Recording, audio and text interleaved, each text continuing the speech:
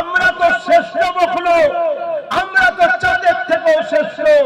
যদি তোমায় বলা হয় হুজুরের ভালোবাসায়, হুজুরের ইজ্জতের জন্য তোমার হাতের একটা উঙ্গলি কেটে দিতে হবে, তুমি আমি যদি না পারবি তাহলে কিসের উম্মত দাবি করলাম?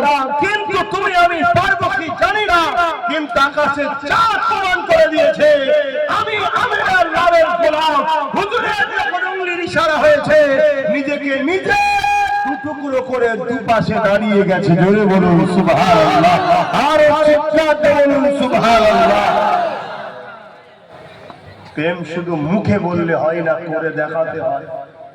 তাহলে চাঁদও আমার নবীর পাওয়ার চলে না? চলে না। কতটা চলে?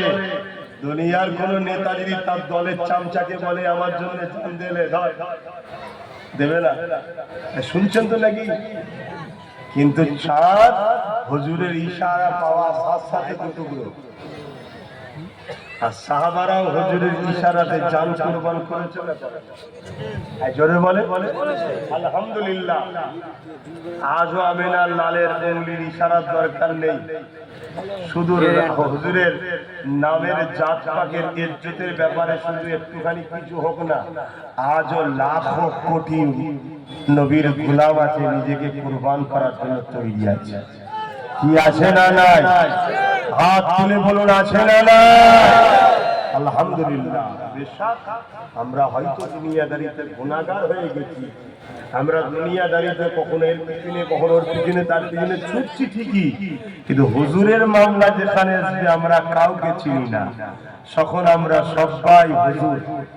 এই পৃথিবীতে একটাই নাম আছে যে নামে আমরা সবাই এক জায়গায় হতে পারি, বাকি কোন নামে কেউ এক জায়গায় পুরো উম্মাকে কেউ করতে পারে না। খেয়াল করে দেখুন, ফুরফুরাওয়ালাদের ডাক হলে ফুরফুরাওয়ালারা যায়, দেওবন্দিওয়ালাদের ডাক হলে দেওবন্দিওয়ালারা যায়, বেরেলিওয়ালাদের ডাক হলে বেরেলিওয়ালারা যায়, জোনপুরিওয়ালাদের ডাক হলে জোনপুরিওয়ালারা যায়, তাবলিগওয়ালাদের ডাক হলে তাবলিগওয়ালারা যায়।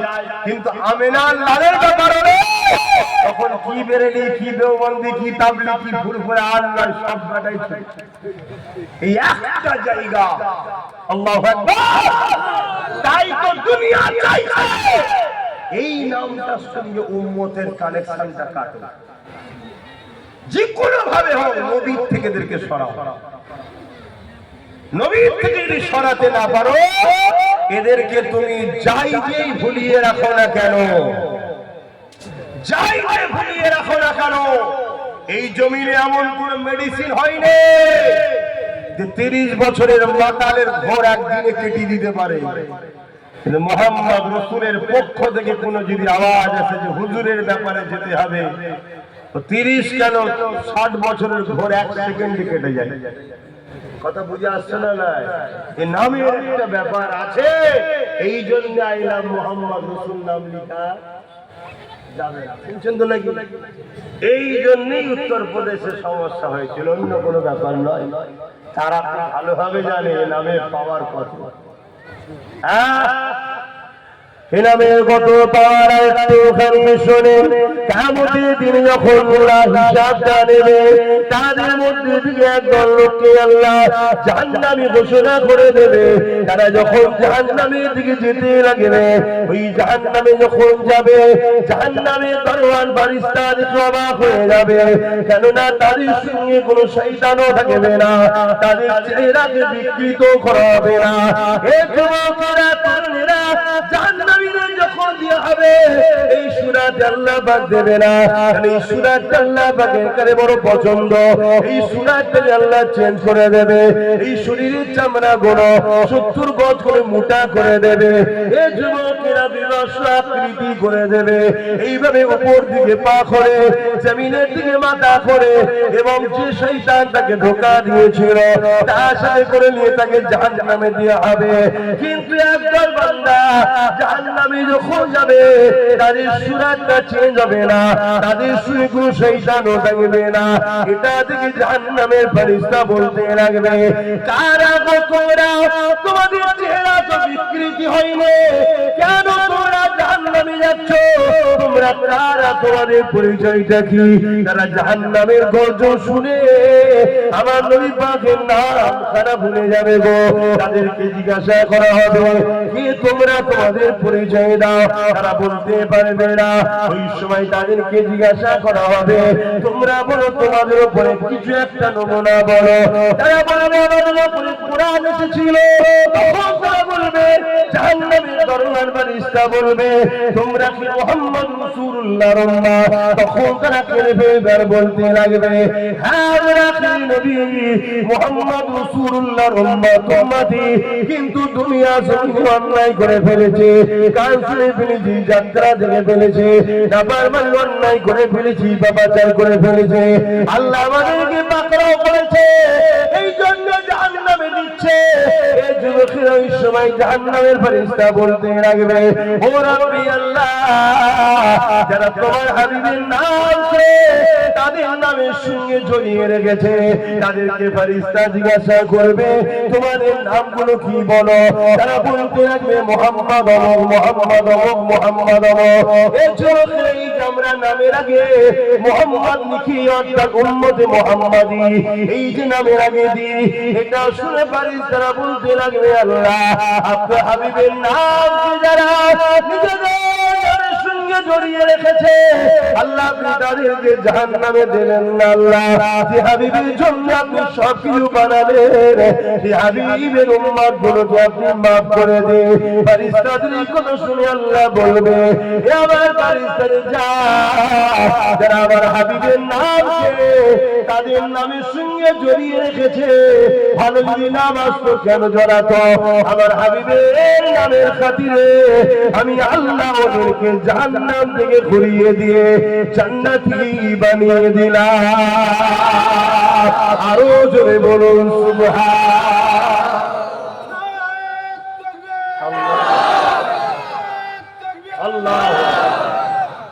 আর আজকে আমরা ইচ্ছা করে মোহাম্মদ নাম করে বাদ দিচ্ছি।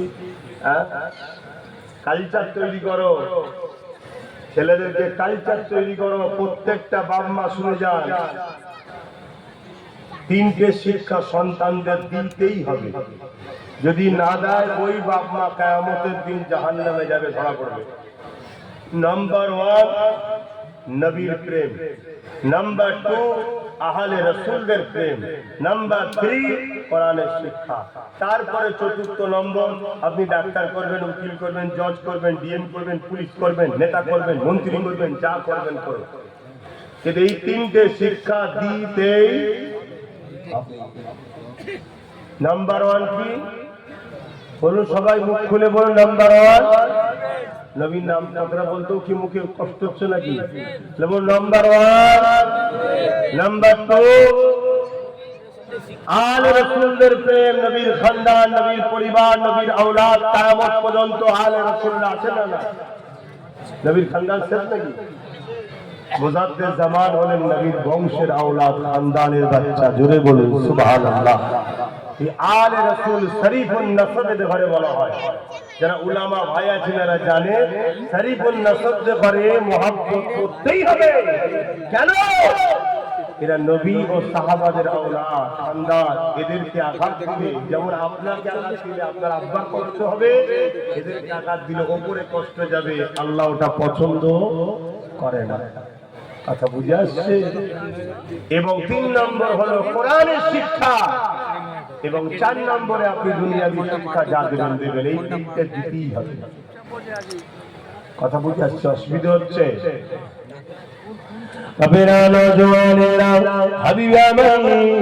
আমার রাসূলুল্লাহর ইশারা থেকে 4টা টুকরো হয়ে গেল। এই দৃশ্য দেখে হাবিবে আমার চোখে পানি ছলছল করতে লেগেছে। কেন? হাবিবে আমার বুঝতে পেরে গেছে এটা দুনিয়ার কোন জাদুকর নয়, ইনি আল্লাহর প্রেরিত রাসূল। আবু জেলে গিয়েছে বলছে, হাবিব দেখেছো আমি বললাম না কত বড় জাদুকর, দেখো চাঁদ টুকরো করে দিয়েছে। হাবিব ইয়ামানি আবু জেলকে এক তাড়া দিয়েছে, মূর্খ সুকার। হাবিব ইয়ামানি তো জানে আকাশে জাদু হবে না, এই মূর্খ জানে না বলে ভুল করছে, এই জন্য এক তাড়া দিয়েছে।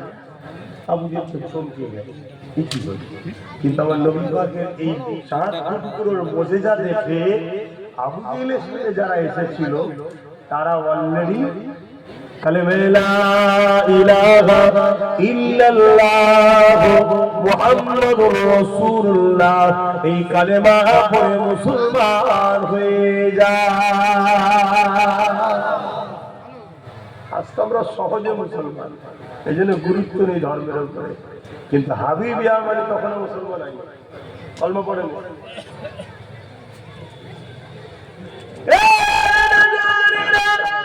আমরা হিন্দুস্তানের মানুষ আল্লাহ নবীর মুজিজার হক আদায় করতে লাগে, এই হিন্দুস্তানের বুক থেকে আমার রাসূলুল্লাহর মুজিজার হক আদায় করেছে। শুনবেন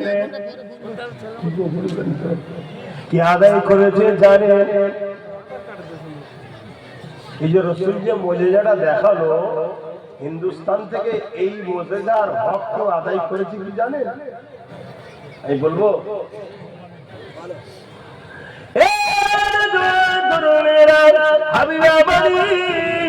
তখন কিন্তু কলেমা পড়ে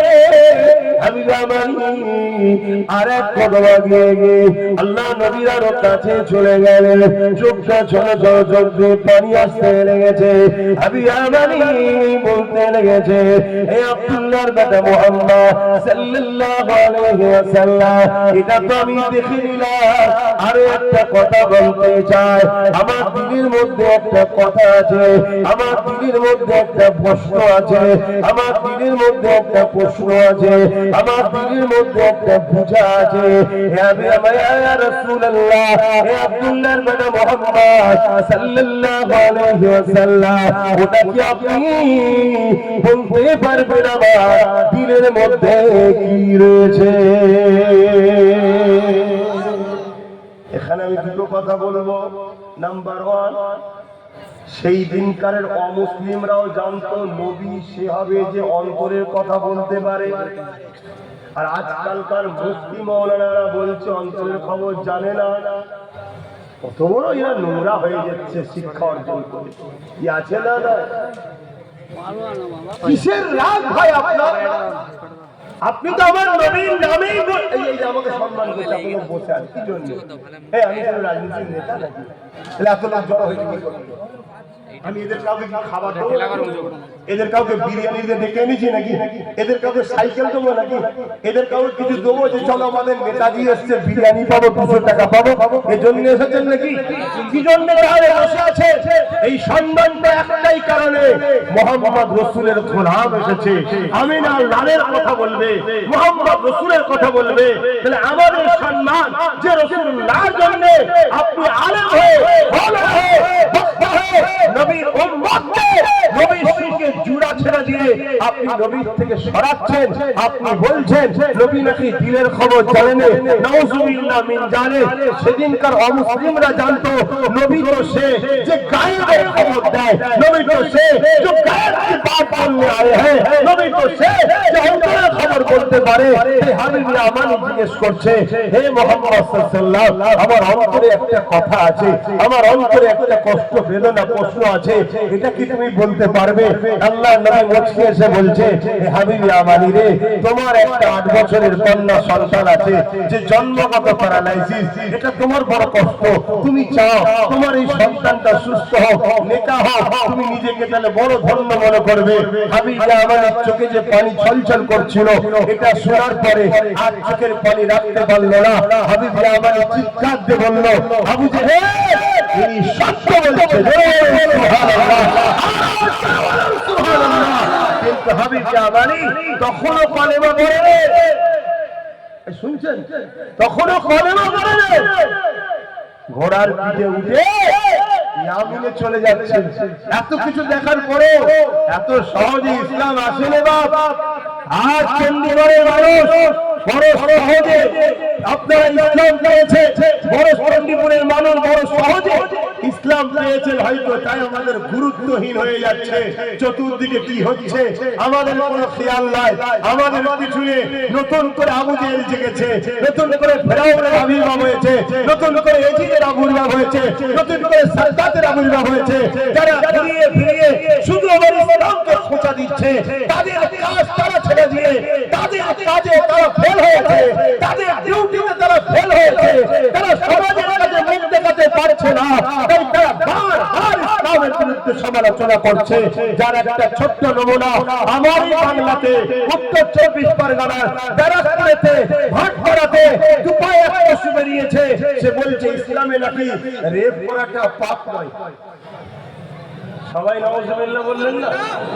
আর যদি বলেন যে হ্যাঁ ঠিক বলেছে না, সুবহানাল্লাহ বলা দরকার। আস্তাগফিরুল্লাহ, আস্তাগফিরুল্লাহ, আস্তাগফিরুল্লাহ। এরা এদের কাজে ফেল। এরা লোকের কাছে যেতে পারছে না, এরা লোকের কাছে মুখ দেখাতে পারে না। এরা যা ওয়াদা করেছিল সব ফেল, এরা যা করেছে সব ফেল। এরা না মানুষের কাছে নিজেদের কোন এজেন্ডা নিয়ে, নিজেদের কোন কাজ নিয়ে, নিজেদের কোন বিকাশ নিয়ে, নিজেদের কোন জিনিস নিয়ে এরা মানুষের কাছে যেতে পারছে না। তাই বাধ্য হয়ে এরা এমন এমন আঘাত দিচ্ছে যে জায়গায় আঘাত দিয়ে সমাজের কাছে চর্চিত হবো, ফেমাস হবো, কিন্তু জানে না নমরুদ ফেমাস হতে গিয়ে খোঁড়া মশার বিপদে মারা গেছে। জানেন তো নাকি? কিন্তু আপনাদের দোষ আছে না নাই? বলুন আমাদের দোষ আছে না নাই? এরা যে এত বড় বড় কথা বলার সাহস পাচ্ছে আমাদের দোষে। কারণ এরা জানে যে মুসলমানের বিরুদ্ধে বললে, ইসলামের বিরুদ্ধে বললে ওরা আমাদের কিছু করতে পারবে না। কারণ ওদের হাতে কোনো ক্ষমতাই তো নাই, ওদের হাতে কোনো ক্ষমতাই নেই। এজন্য বল নরম লোককে, যার বাপ নেই তাকে সবাই মিলে পেটে না পেটে না। কথা বলছেন না আমার অজয় হচ্ছে। এই জন্য এরা বারবার টার্গেট করছে। অথচ পৃথিবীতে ইসলাম নারীদেরকে যে মর্যাদা দিয়েছে, এই মর্যাদা পৃথিবীর ইতিহাস বলছে। এবং আজকে আমেরিকার নারী সমাজ বলছে যে আমি যদি ইজ্জত বাঁচাতে চাই, ইসলাম ছাড়া দ্বিতীয় কোনো জায়গাই নাই। জোরে বলুন সুবহানাল্লাহ। আমেরিকার 13 বছরের কন্যা, 14 বছরের কন্যা, 15 বছরের কন্যা সে গর্ভবতী হচ্ছে, সন্তান তার নিজের বাবা। শুনছেন? সমীক্ষা বলছি তাদের, তারা বাঁচার জন্য গুগলে সার্চ করছে যে ইজ্জত বাঁচাবো যাবো কোথায়। তারা ইজ্জত বাঁচাবার রাস্তা খুঁজে পাচ্ছে ইসলামে। আজ থেকে 1500 বছর আগে এই পৃথিবীতে যেদিন কন্যা সন্তান হলে জেন্ত পুঁতে দেওয়া হতো, এই পৃথিবীতে যেদিন ওখানের মেলাতে উলো নারীদেরকে কিনা বেচা করা হতো, এই পৃথিবীতে যেদিন কন্যাদের ঘরে ঘরে নীরবে তোলা হতো, এই পৃথিবীতে যেদিন নারী মানে ভোগের জিনিস ছিল, সে রোম হতে পারে, পারস্য সম্রাট হতে পারে, তারা নারীদেরকে শুধু ভোগ করত। এই পৃথিবীর জমিনে নারীদের হয়ে কথা বলার কেউ ছিল না। সেই দিন এই পৃথিবীর জমিনে 570 খ্রিস্টাব্দের 12 রবিউল আউয়ালে আমিনার লালের কোলে যে খুশবু এসেছিল, যে মহামানব এসেছিল, সেই মহামানব বড় হয়ে মানুষের দয়া ধরে গেছে। তোমরা তোমাদের কন্যাগুলোকে কেন পুচ্ছো, কেন হত্যা করছো, কেন মারছো, কেন বাজারে বিক্রি করছো, কেন তাদের কাছে অর্জন করছো? তারা বলেছিল নারীদের কোনো বাঁচার অধিকার নেই। মুহাম্মদ রাসূল বলেছিল এটা তোমাদের ভুল ধারণা। নারী তো তিনি সৃষ্টি করেছে, যিনি পুত্র সন্তান সৃষ্টি করেছে। নারী তো এমন নিয়ামতের জিনিস। মুহাম্মদ রাসূল বলল নারী যার ঘরে প্রথম পয়দা হবে, যে বাবার দাম্পত্য জীবনে, ওই বাবাকে মহান স্রষ্টা কন্যা সন্তান পাঠিয়ে জান্নাতের সুসংবাদ দেয়। জোরে বলুন সুবহানাল্লাহ, আরো জোরে বলুন সুবহানাল্লাহ, আরো চিৎকার দিয়ে বলুন সুবহানাল্লাহ। পৃথিবীতে নারীকে এই খবর, এই সুসংবাদ কেউ দিয়েছে? আমার প্রফেট মুহাম্মদ সাল্লাল্লাহু আলাইহি সাল্লাম যিনাকে আমি মানি, তিনি মোটেই আল্লাহ সিদ্দিকের শুধু নয়, তিনি মোটেই শুধু মুসলমানদের নয়, তিনি এসেছেন মানুষ জাতিকে শান্তি, কল্যাণের, ইনসাফের, ইনসানিয়তের রাস্তা দেখাবার জন্য। তিনি সবার, যতটা আমার, ততটা আপনাদের, ততটা ভারতীয়, ততটা আমেরিকান, ততটা জাপানের, ততটা ফ্রান্সের নবী, সমস্ত কায়নাতের জন্য রাসূল। জোরে বলুন সুবহানাল্লাহ। আমার মুহাম্মদ সাল্লাল্লাহু আলাইহি ওয়াসাল্লামের জীবনীতে পাওয়া যায়, তিনি বলেছেন কোন বাড়িতে 5টা সন্তান হলে ওই বাপ আর রাসূল জান্নাতে একসাথে থাকবে, কি 2টো সন্তান হলে, কি 3টে সন্তান হলে, কি 4টে পুত্র সন্তান হলে একসাথে জান্নাত থাকবো, এমন কোন হাদিস কোন উলামারা পড়েছে? বলেন না ভাই, কোন হাদিস পড়েছে যে আমার রাসূল বলেছে যে 4টে-5টা পুত্র সন্তান হলে একসাথে জান্নাত যাব? কিন্তু সমস্ত উলামারা পড়েছে আল্লাহ নবী বলেছেন কারো ঘরে যদি পর পর 3টে কন্যা সন্তান হয়, ওই 3 কন্যার বাবা যদি কন্যাগুলোকে পেয়ে মন খারাপ না করে, অভ্যাস না মনে করে, তাকে যদি আদর করে, পিয়ার করে, লালন পালন করে বড় করে বিয়ে দিয়ে দেয়, ওই 3 কন্যার বাবা আমি মুহাম্মদ রাসূলুল্লাহ 2 আঙ্গুল তুলে নবী দেখিয়েছে যেমন পাশাপাশি আল্লাহর জান্নাতে পাশাপাশি থাকবো। জোরে বলুন সুবহানাল্লাহ। আরো চিৎকার দিয়ে বলুন সুবহানাল্লাহ। এই পৃথিবীতে কন্যাদের অধিকার, নারীদের অধিকার, নারীদের মর্যাদা, নারীদের সম্মান, নারীদের ইজ্জত কতটা দিয়েছে ইসলাম। আরে এর আগে তো যদি ছিল না, এর আগে তো হক নারীকে আল্লাহ রাসূল বলেছে একটা কন্যা নারী একটা জান্নাত। জোরে বলুন সুবহানাল্লাহ। পৃথিবীর সবচেয়ে দুনিয়া আখিরাতের শ্রেষ্ঠ জায়গা জান্নাত। ওই জান্নাতকে আমার রাসূল মায়ের পায়ের তলাতে, কন্যার পায়ের তলায়, নারীর পায়ের তলায়। আরে মা তো নারীর জাত, আল জান্নাতু তাহতা আকদামুল উম্মাহাত। প্রত্যেকটা সন্তান তোমার জান্নাত হলো নারী তোমার মায়ের পায়ের তলাতে। জোরে বলুন সুবহানাল্লাহ। আর এক সাহাবী রাসূলকে জিজ্ঞেস করছে, ইয়া রাসূলুল্লাহ, হাবিবাল্লাহ, আমার উপরে সবথেকে বেশি কার হক? আল্লাহ নবী বললেন তোমার মায়ের, তারপরে কার তোমার মায়ের, তারপরে কার তোমার মায়ের, তারপরে কার তোমার বাপের। অর্থাৎ রাসূল ইসলাম আর নারীদেরকে 3 ভাগ পুরুষের থেকে মর্যাদা বেশি দিয়েছে। জোরে বলুন সুবহানাল্লাহ। এরপরও আজকে আমাদেরকে কি শুনতে হচ্ছে? ইসলামের নামে মিথ্যাচার। এর জন্য দোষী কারা?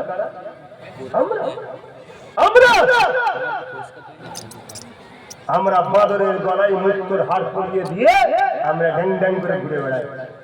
আমাদের হুঁশি নাই যে দিন দুনিয়া দুটোই দরকার। রব্বানা আতিনা ফিদ দুনিয়া হাসানাতাও ওয়া ফিল আখিরাতি হাসানাতাও ওয়া কিনা আযাবান নার। দুনিয়ার ভালাইও দরকার, আখিরাতের ভালাইও দরকার। লোহা না হলে লোহা কাটা যায় না, মুফতি না হলে মুফতির ফতোয়া বিরোধী করা যায় না। ঠিক তেমনই যখন কেউ ক্ষমতার জোরে দিনের উপরে আঘাত দেয়, তার প্রতিরোধ করার জন্য অপর ক্ষমতা ছাড়া কখনো রুকা যায় না। আমাদের হাতে নেই, তারা বুঝে নিয়েছে, তাই যে যা খুশি বলে নিচ্ছে। কথা বাদে ঢুকছে না, একটু ভাবুন। এখন তো আমার কওমের ভাইরা তারা কবে যে জাগবে, কবে যে ঘুম ভাঙবে আল্লাহই ভালো জানে। কিন্তু অনেক সময় শোনা যাচ্ছে রাত্রিরে ঘুমিয়েছে, বন্যার পানি এসে নাকি ঘর সমেত নিয়ে চলে গেছে। ঘুম যখন ভেঙেছে তখন জানটা বেরোবার সময় একবার চোখ খুলে দেখেছে পানিতে ডুবছি, মরে গেছে। তো সেরকম কি আপনারা চাইছেন নাকি? বোঝো, আমি কারো বিরোধী করতেও বলছি না, আর কারো সঙ্গে মুখে মুখ লিখে বন্ধুত্ব করতে বলছি না। মানুষ যে হবে মনুষ্যত্বের সম্পর্ক তার সঙ্গে রাখবো। শুনছেন তো নাকি? কিন্তু কোন মানুষের সুরাতে যদি পশু হয় তার সাথে তো মনুষ্যত্ব সম্পর্ক রাখা যায় না। আসের আলোচনা দিয়ে আবার ফিরে যায় আল্লাহ নবীর কাছে। হাবিব আমানি ফিরে চলে গেল, তার কন্যা কথাটাও শুনলো। হাবিব আমানি অনেক রাস্তা অতিক্রম করে নিজের ঘরে ফিরে গেছে। ঘরে ফিরে যাবার পর দরজায় গিয়ে আঘাতটা দিয়েছে, দরজা খুলে যায়। খুলে যাওয়ার পর হাবিব আমানি বড় বড় চোখ করে দেখতে লেগেছে। কি দেখতে লেগেছে? যে মেয়েটা জন্ম শরীরে প্যারালাইসিস, দাঁড়াতে পারত না, হাত অসুস্থ ছিল, ঠিকভাবে ধরতে পারত না।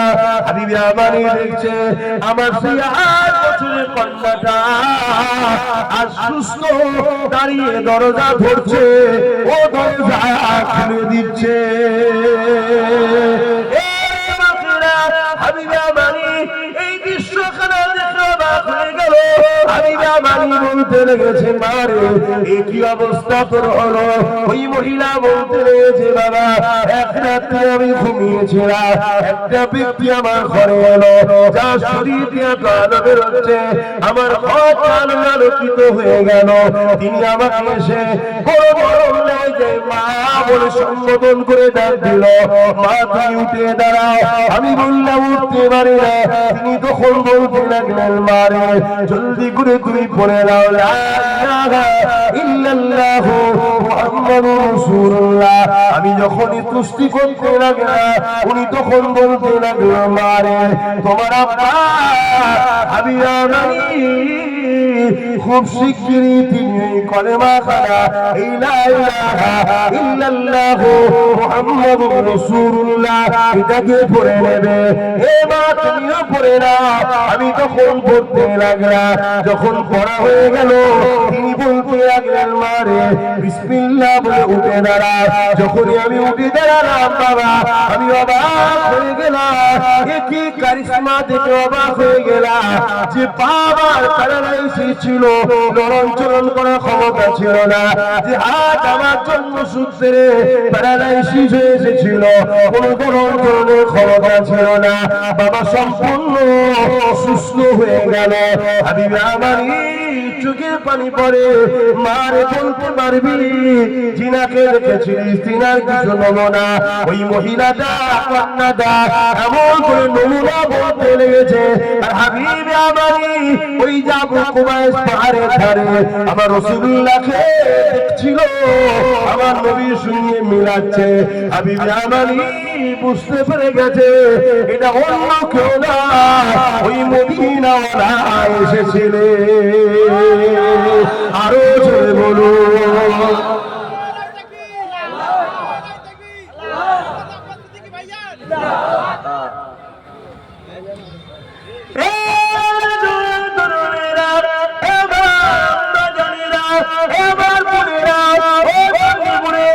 মানুষেরা বাবারা সুস্থেরা আমার গোসাবাজার মানুষেরা আমার রাসূলুল্লাহর জন্য হাবিবে আমানি আকারেন না খাতি রওনা দিলেন, ও খাতি রওনা দিয়ে আমার রাসূলুল্লাহর কদমে ছুটতে লেগেছে। আমার নবী পাকের কাছে এসে হাবিবে আমানি আমার নবীর কদমে পড়ে গেছে। আল্লাহ নবী দুই হাত ধরে হাবিবে আমানিকে তুলল। হাবিবে আমানি বলতে লেগেছে ইয়া রাসূলুল্লাহ হাবিবাল্লাহ দেরিয়ার করতে চাই না, আমাকে মানে নূরে কলেমা পড়িয়ে ইসলামের শান্তি ছায়াতলে প্রবেশ করিয়ে দাও। এ যুবকেরা আল্লাহ নবীর হাতে হাত দিয়ে হাবিবে আমানি ইমানে নূরে কলেমা পড়ে মুসলমান হয়ে যায়। আল্লাহ নবী চারটা টুকরো করেছিল। এই দিন হিন্দুস্তানের জমিনে কেরলে একজন রাজা ছিল, রাজাটার নাম হলো রাজা চিরামান। তিনি ধর্মসূত্রে হিন্দু ছিলেন। ওই রাজা চিরামান তিনি কেরলের জমিন থেকে বসে বসে এমন করে খোলা আকাশের নিচে বসেছিলেন। তিনি যখন ইচ্ছা টুকরো ছিল, তিনি এই দৃশ্যখানা দেখে তিনি অবাক হয়ে গেলেন। তিনি নিজে থেকে ঘাবড়ে গিয়েছিলেন, কি ব্যাপার চারটা টুকরো হচ্ছে কেন? এই বিশ্ব তারিখটাকে মনে করে রাখে। কয়েক মাস পরে এমন করে হযরত আব্দুল্লাহ তিনি এমন করে মালিক হুজুর তিনি এমন করে বিজনেসের জন্য খুব এমন করে তিনি কেরলের জমিনে আসে, বিজনেসের জন্য হিন্দুস্তানে আসে। ওই সময় কেরলের রাজা এই খবরটা পেয়ে তিনাকে তিনাকে জিজ্ঞাসা করেছিল আপনারা তো আসমানি কিতাবের খবর রাখে, বলতে পারেন অমুক তারিখে চাঁদ টুকরো হতেছিল। ওই সময় রাসূলুল্লাহ ওই সাহাবী বলেছিলেন এটা অন্য কোনো ব্যাপার নয়। এক তারিখে হাবিব আজমি নামে একজন আমার নবী পাকের কাছে এরকম ভাবে দেখতে চেয়েছিল কোন মুজিজা। আমার নবী পাক ইশারা করেছিল চারটা টুকরো হয়ে গিয়েছিল।